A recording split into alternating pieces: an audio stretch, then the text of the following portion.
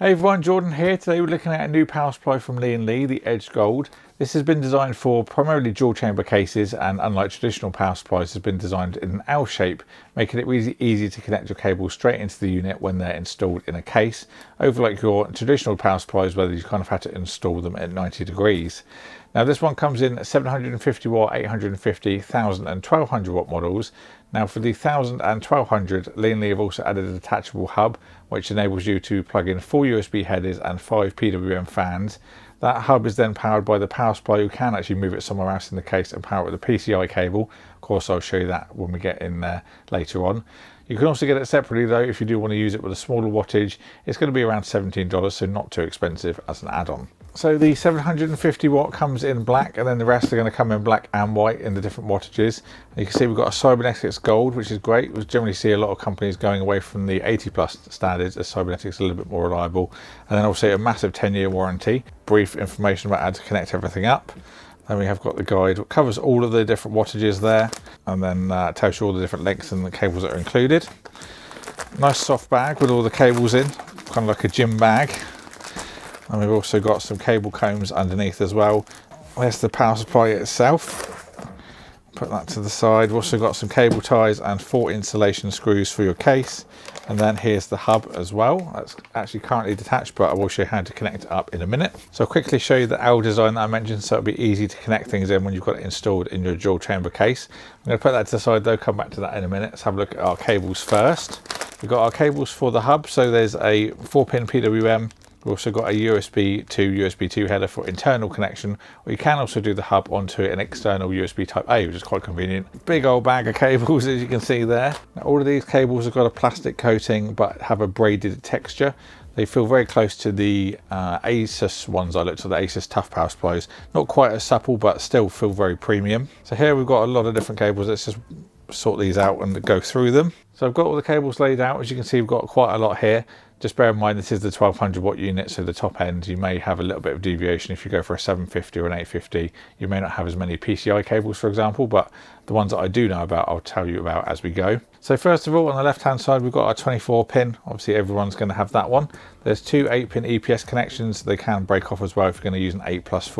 A lot of motherboards are using that nowadays. For our PCI connections, we have 2 different types of cables. We have 2 cables that have 1 plug that then goes out into 2, so a daisy chain. And then there's another 2 cables that have a single plug, so that's a total of 6 6+2s you can do there. For SATA cables, we've got traditional Y-type cables, so the longer ones with a bigger spacing in between.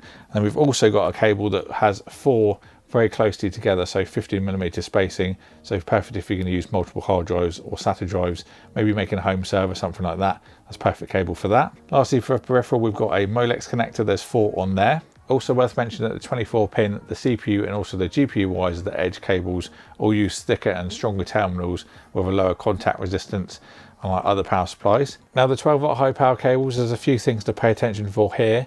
With the 750, 850 and 1000 watt, you'll get 1 cable. The 1200 you'll get 2.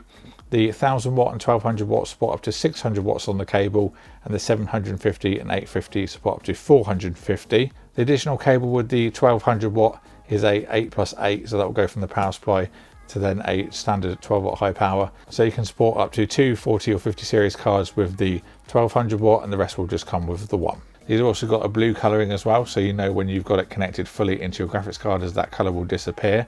Also, another thing to mention, a lot of the cables with the Edge Gold power supplies are slightly longer than the Edge Platinum cables as well. I will put the full lengths on the screen for those that are wondering. Onto the power supply itself, moving those cables over. The actual unit itself is 182mm long, something you may need to bear in mind with certain cases. On the front we have got a magnetic dust filter.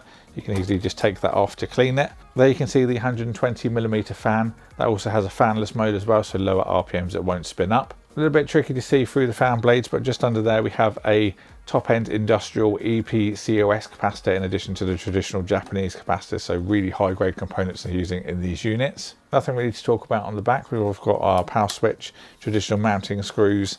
We've got some simple branding on one side, and you've got all of your information about your rails and things on the other side, and then of course on the business end where all of our cables will connect. So here's the additional hub that I mentioned that comes with the 1000 and 1200 watts. We've got the 4 USB 2 headers. There's also 6 fan headers. I've got that wrong. I said 5 in the intro, but there's 6. and then one through PWM. On the bottom we've got the 8-pin power. If you want to put it somewhere different in your case, it is magnetic, so you could stick it on a side panel or something on the back of the case. And then if you want to power it by the power supply, you just remove this little cover on the top. That reveals the pins, little part that it clips in on the back, just lines up, and then you just slide it up, so then clip it in. That's then powered by the power supply, so I think that's going to be the majority of the way people use it. Saves you running an additional cable, but just bear in mind, if you are going to use it on the power supply, don't plug in the additional PCI because something might go pop. So I've just got the Lian Li down case out just to see how this will fit in the side. I thought it'd be a little bit different to just the traditional dual chamber case. That could work really well in there. The 4-pin for the PWM might be a little bit tight, but they're fairly thin cables, so you can just bend those round. Just an idea, I thought it would look a little bit different than obviously dual chambers are very big, and you get the idea of how it's going to fit in there. Also with the hub, you could just put that on the back panel there, for example, if you wanted to. Obviously put that in after the fact, but lots of different options, and I think that's fairly cool. But lastly, let's just talk about the pricing. These are going to start at 99 USD for the 750 black, then up to $180 for the 1200, which I don't think is too bad, given you've got the hub integrated into it too. You can pay a lot more for a power supply for a lot less, so I think the features that this offers, it's a very well-rounded package. So let me know your thoughts on the new Lian Li Edge power supply in the comments box below. Also, if there's anything you want to know that I didn't cover, pop that down there and I'll get back to you as soon as I can. I'll leave the links for this in the description box below if you do want to pick one up. Big thanks to Lian Li for sending it out for me to cover. Also, if you want to see a full build with the down case and this, then do let me know. They do seem to fit very well, and it's a little bit different, so maybe we could look at doing a full build. Also gives me some more thoughts on the power supply in a kind of building scenario then as well. But thank you all for watching. Hope you enjoyed the video. Please get subscribed and ding the bell so you don't miss a future one if you enjoyed it, and I'll see you all in the next one.